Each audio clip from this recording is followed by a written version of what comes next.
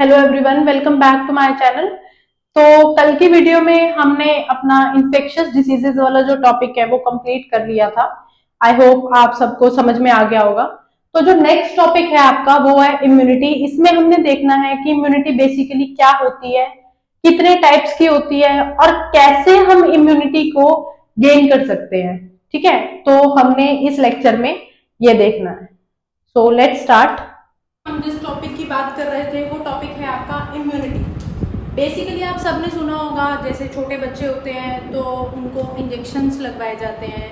ठीक है, वो सब क्या होता है, क्यों करते हैं वो सब प्रोसीजर्स। आप जब छोटे थे मे बी आपको भी आपके पेरेंट्स ने वैक्सीनेशन लगवाई हो। ठीक है, तो मतलब क्या है इसके पीछे का रीज़न, हम क्यों लगवाते हैं वैक्सीनेशन, और बेसिकली क्या ये ज़रूरी है, ये होनी चाहिए, या फिर ऐसे ही कहा सुनी में हमने लगवा दी, उसने कहा कि मैंने लगवाई थी तो चलो हम भी लगवा देते हैं। तो क्या इसके पीछे का ऐसा कुछ रीज़न है या एक्चुअल साइंटिफिक रीज़न है? तो चलो आइए हम इस टॉपिक के बारे में आज बात करते हैं। हमने बात करी इम्यूनिटी। ठीक है, बेसिकली इम्यूनिटी होती क्या है। अब हम बात करते हैं इम्यूनिटी होती क्या है। सबसे पहले immunity is a part of immune system which works against infection and protect our body. It can be of many types. ठीक है, अब जिसको ये समझ में नहीं आया होगा उसे मैं इजी लैंग्वेज में बता देती हूँ कि बेसिकली इम्यूनिटी क्या होती है। इम्यूनिटी हमारे इम्यून सिस्टम को प्रोटेक्ट करने का काम करती है। जैसे मतलब कोई भी फॉरेन पार्टिकल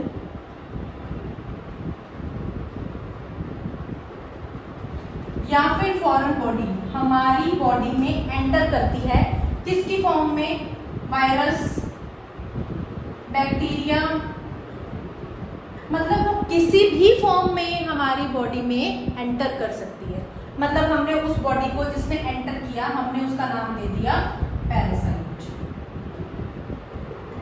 ठीक है, हमने क्या किया, इसको सपोज एक नाम दे दिया हमने कि इस पैरासाइट ने हमारी बॉडी में एंटर कर लिया है। अब हमारी बॉडी के अंदर जितने भी मटेरियल जो भी प्रेजेंट है तो उसके लिए हमारी बॉडी ऑलरेडी प्रिपेयर्ड है। हमारे इम्यून सिस्टम को पता है कि ये हमारे बॉडी का ही मटेरियल है, इसको हमने ख़त्म नहीं करना।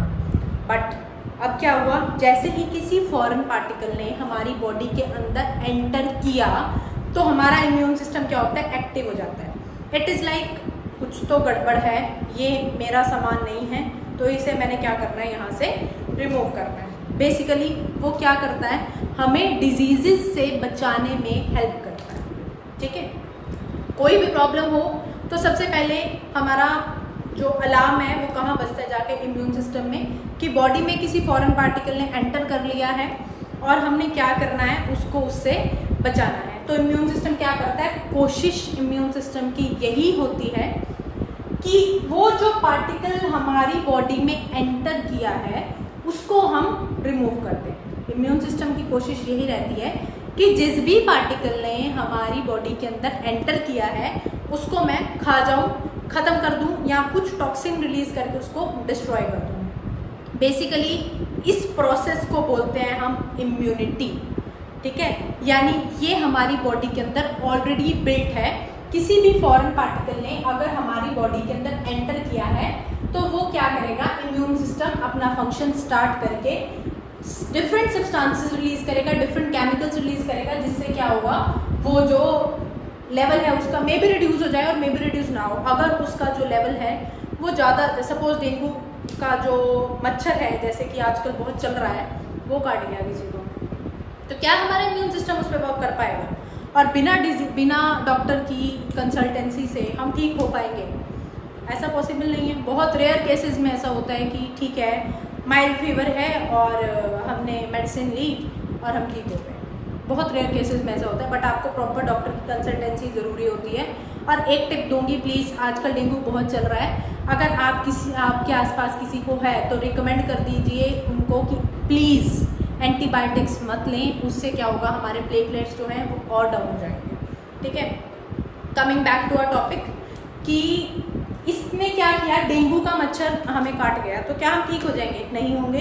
तो हमें क्या करना पड़ेगा, उसके लिए मेडिसिन लेनी पड़ेगी। यानी हमारी बॉडी ने, हमारे इम्यून सिस्टम ने कोशिश जरूर करी है बट वो जो डेंगू का मच्छर है वो इतना ज़्यादा ताकतवर है कि हमारी बॉडी की इम्यून सिस्टम, हमारी इम्यूनिटी उस पर वर्क नहीं कर पा रही। तो हमें क्या करना पड़ेगा, बाहर से हमें दवाई लेनी पड़ेगी, डॉक्टर के पास हमें जाना पड़ेगा। ठीक है, तो इस केसेस में इम्यून सिस्टम के डिफरेंट फंक्शंस हो सकते हैं। सबसे पहले क्या करता है, हमारी बॉडी को प्रोटेक्ट करता है किसी भी फॉरेन पार्टिकल से, ताकि वो हमारी बॉडी को आके डिस्ट्रॉय ना करे। ठीक है, इन्फेक्शन से इसने हमें प्रोटेक्ट कर लिया और फिर क्या हुआ, हमारी बॉडी जो है वो प्रोटेक्ट हो गई कि जो डिस्टर्ब है बॉडी के फंक्शन वो ना हो। अब ये जो इम्यूनिटी है ये एक टाइप की नहीं होती बच्चे, ये बहुत टाइप की, डिफरेंट टाइप्स की होती है। अब ये जो डिफरेंट टाइप्स हैं ये हमने ज़रूरी पढ़नी है, किसके लिए, अपने पेपर के लिए, जो आपके पेपर के पॉइंट ऑफ व्यू से बहुत इम्पोर्टेंट है। ठीक है, तो चलिए अब हम पढ़ते हैं कितने टाइप की आपकी इम्यूनिटी होती है और क्या क्या डिफरेंस है उनके बीच में। ठीक है, तो हमने बात करनी थी इम्यूनिटी के टाइप्स के बारे में। तो बेसिकली जो इम्यूनिटी होती है वो 2 टाइप्स की होती है। It is of 2 types. कौन कौन से हैं वो, इनेट इम्यूनिटी और एक्वायर्ड इम्यूनिटी। और हम एक्वायर्ड इम्यूनिटी को एडेप्टिव इम्यूनिटी भी बोल देते हैं। ठीक है, तो बेसिकली आपकी जो इम्यूनिटी है it is of 2 types, innate immunity and acquired immunity. अब जो आपकी एक्वायर्ड इम्यूनिटी है इसको फर्दर डिवाइड कर दिया गया 2 टाइप्स की इम्यूनिटी में। कौन कौन सी है वो, एक्टिव इम्यूनिटी और पैसिव इम्यूनिटी। ठीक है, रिपीट कर रही हूँ एक बार, जो आपकी इम्यूनिटी है 2 टाइप्स की होती है, इनेट इम्यूनिटी और एक्वायर्ड इम्यूनिटी।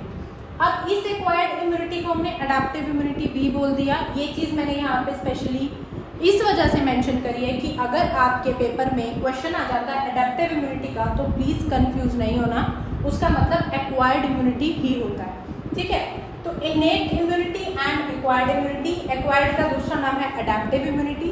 और ये जो एक्वायर्ड इम्यूनिटी है ये फर्दर आपके 2 टाइप्स की होती है, that is active and passive immunity. अब एक एक करके हम देखते हैं कि ये इम्यूनिटीज होती क्या है, क्या इनमें डिफरेंस होता है और कौन सी इम्यूनिटी हमारी बॉडी में कब प्रेजेंट होती है और क्या ये इम्यूनिटीज हमारी बॉडी में होना जरूरी है। चलिए पूरी वीडियो देखो और इसके बारे में आपको और डिटेल मिलेगी। तो अब हम डिस्कस करते हैं डिटेल इनेट इम्यूनिटी के बारे में। ठीक है, आइए, इनेट इम्यूनिटी बेसिकली क्या होती है, the immunity which is present in the body at the time of birth, यानी कि जब बेबी का बर्थ होता है उस टाइम पे हमने उसे कोई इंजेक्शन नहीं दिया, जैसे ही बेबी का बर्थ होता है उस टाइम पे उसके अंदर जो इम्यूनिटी प्रेजेंट है उस इम्यूनिटी को हम बोलते हैं इनेट इम्यूनिटी। समझ में आई बात, बेबी का बर्थ हुआ उस टाइम पे उसके अंदर जो इम्यूनिटी है उसको हम बोलते हैं इनेट इम्यूनिटी। और ये जो इम्यूनिटी है वो कहाँ से आई बेबी के अंदर, फ्रॉम मदर से आई। और एक चीज़ और, बेबी और मदर के थ्रू में कनेक्शन थ्रू, मतलब जो कनेक्शन होता है मदर और बेबी में वो किसके थ्रू होता है, वो होता है बच्चों प्लेसेंटा के थ्रू। ठीक है, तो ये जो मदर की बॉडी के अंदर इम्यूनिटीज प्रेजेंट हैं वो प्लेसेंटा के थ्रू कहाँ पे आई, फीटस की बॉडी के अंदर। ठीक है, और ये जो इम्यूनिटी है वो अपनी बॉडी के अंदर उसने संभाल कर रख ली। ठीक है, उसके बाद नेक्स्ट क्या चीज़ है, it is transferred from one generation to the next generation. Obviously अगर वो मदर से चाइल्ड में ट्रांसफर हो रही है तो ये जो चीज़ है, ये जो इम्यूनिटी है ये ट्रांसफरेबल है एक जनरेशन से दूसरी जनरेशन में। ठीक है, समझ में आई बात। नेक्स्ट है आपकी, इट इज नॉट स्पेसिफिक। ये जो इम्यूनिटी होती है ये स्पेसिफिक नहीं होती। अब हमें तो समझ में नहीं आ रहा कि मैम किस चीज़ के बारे में बात कर रहे हैं, कैसे स्पेसिफिक होती है, क्या होता है स्पेसिफिक। चलो मैं आपको समझाती हूँ। स्पेसिफिक का मतलब होता है यहाँ पे कि आपने क्या किया, मतलब सपोज हमारी बॉडी में किसी बैक्टीरिया ने एंटर कर दिया। ठीक है, तो हमारी बॉडी क्या करेगी, बैक्टीरिया के साथ फाइट करना स्टार्ट कर देगी। हमारा इम्यून सिस्टम क्या करेगा, बैक्टीरिया के साथ फाइट करना स्टार्ट कर देगा। ठीक है, बट अब हमारी बॉडी में किसने किया एंटर? वायरस ने। ऐसी वायरस ने एंटर किया जिसमें हमारा जो इम्यून सिस्टम है, हमारी जो इम्यूनिटी है, उसने कोई रिस्पॉन्ड नहीं किया, उसने कुछ भी रिस्पॉन्स नहीं दिया उसको कि उसने हमारी बॉडी के अंदर एंटर कर लिया है। यानी वो जो इम्यूनिटी जिसने बैक्टीरिया को रिस्पॉन्स किया था वो एक स्पेसिफिक बैक्टीरिया में ही काम करेगी। अगर बैक्टीरिया एंटर करता है तब उसके लिए इम्यूनिटी प्रेजेंट है, लेकिन अगर वायरस एंटर कर रही है तब वो वाली इम्यूनिटी रिस्पॉन्ड नहीं करेगी। इसका मतलब क्या है? कोई भी जो प्रेजेंट हो, मतलब किसी भी चीज़ के लिए वो स्पेसिफिक नहीं है, वो सबके लिए रिस्पॉन्ड करेगी जो हमारे अंदर बाय बर्थ प्रेजेंट होती है। ठीक है, वो हर चीज़ के लिए रिस्पॉन्ड करेगी। इसका मतलब है कि वो क्या है? Non specific. थर्ड पॉइंट है, it is not characterised by memory.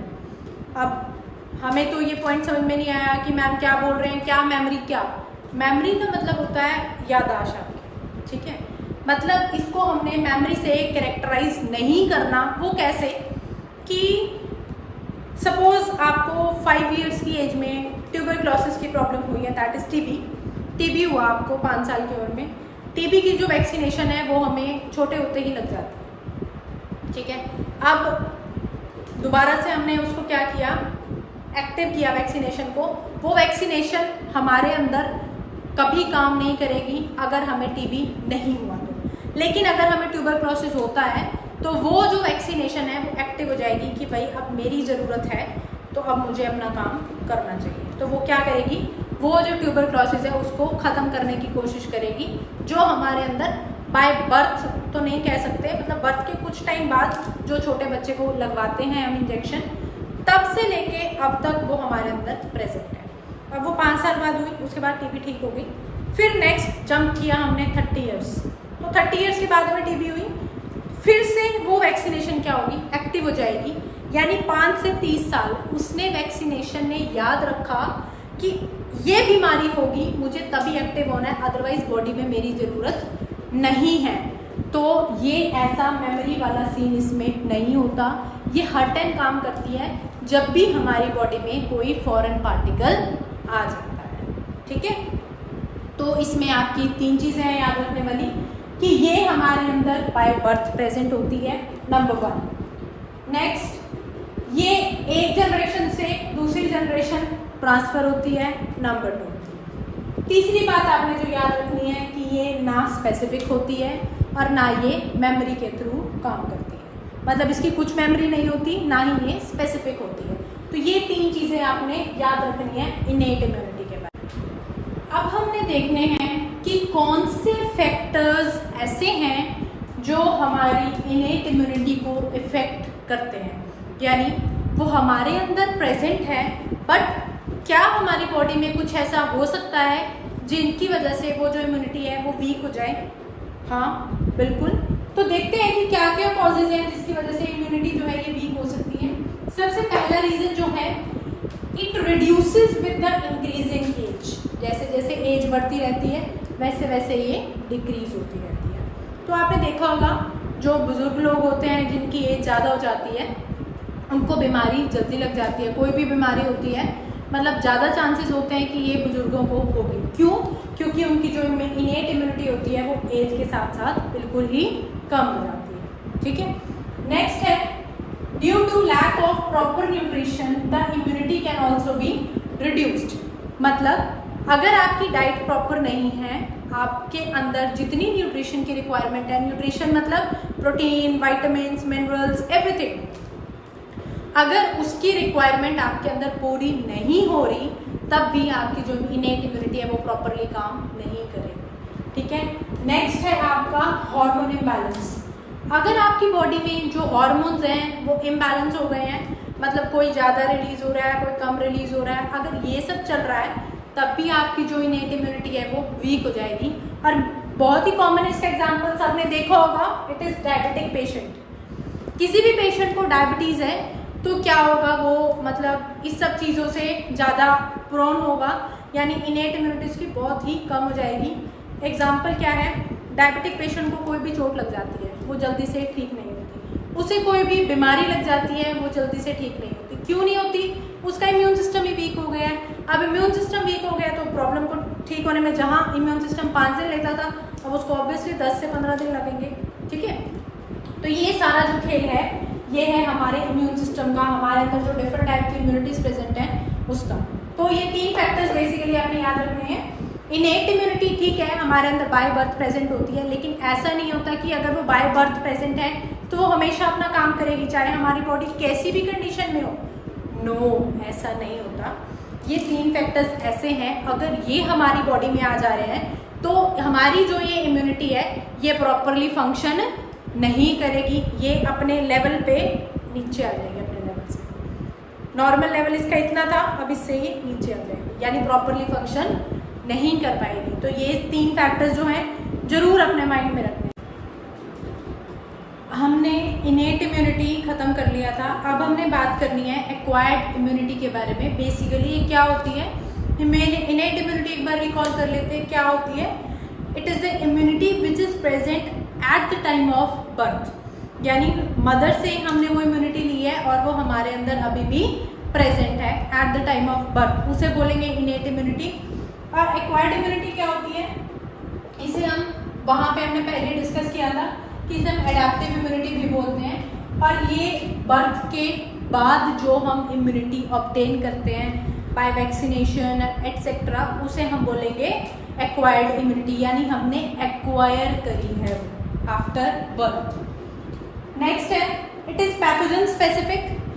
पहले हमने क्या पढ़ी थी कि वो स्पेसिफिक नहीं होती, किसी भी टाइप का पैथोजन हमारी बॉडी में अगर एंटर कर रहा है तो वो अपनी एक्टिविटी शुरू कर देगी। But acquired immunity for example tuberculosis, for example polio, मतलब ये जो वैक्सीनेशन हम बर्थ के बाद लेते हैं ताकि हमारा जो शेड्यूल है वो प्रॉपर रहे, लाइफ शेड्यूल प्रॉपर रहे, कोई भी हमें प्रॉब्लम ना हो, और हमारी बॉडी में अगर कोई फॉरेन पार्टिकल एंटर कर रहा है तो हमारी बॉडी का जो इम्यून सिस्टम है वो अपना काम करना शुरू कर देगा। ठीक है, तो ये किसकी हेल्प से होगा? पैथोजन स्पेसिफिक की हेल्प से। फॉर एग्जांपल पोलियो का अगर हमारी बॉडी को पता चलता है तो उसके अंदर जो भी वैक्सीनेशन, जो भी इम्यून सिस्टम में हमारी इम्यूनिटी होगी वो उसके अगेंस्ट काम करेगी। ठीक है, तो ये क्या हो गया? स्पेसिफिक। बट वो सिर्फ पोलियो के लिए काम करेगी, अगर वो ट्यूबरक्लोसिस हो जाता है तो वो अपना काम नहीं करेगी, इसलिए इसको हम बोलते हैं कि वो क्या है?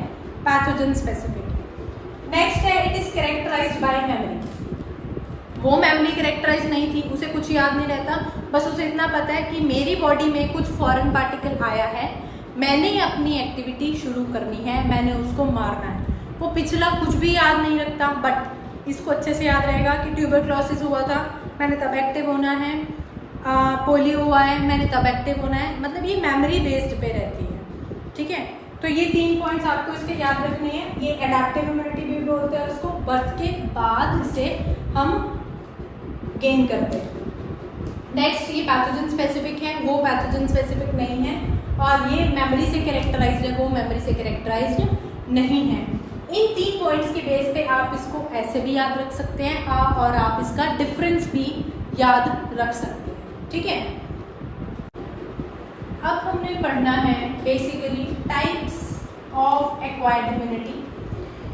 हमने स्टार्टिंग में मेंशन किया था कि एक्वायर्ड इम्यूनिटी के फर्दर टाइप्स भी होते हैं, तो लेट अस स्टडी कौन से टाइप्स होते हैं, एक्टिव इम्यूनिटी और पैसिव इम्यूनिटी। ठीक है, अब देखते हैं कि एक्टिव इम्यूनिटी कौन सी होती है, पैसिव कौन सी होती है। सबसे बात करते हैं पहले हम एक्टिव इम्यूनिटी की। इसको भी हमने 2 पार्ट्स में डिवाइड कर दिया further, natural active acquired immunity और आर्टिफिशियल एक्टिव एक्वायर्ड इम्यूनिटी।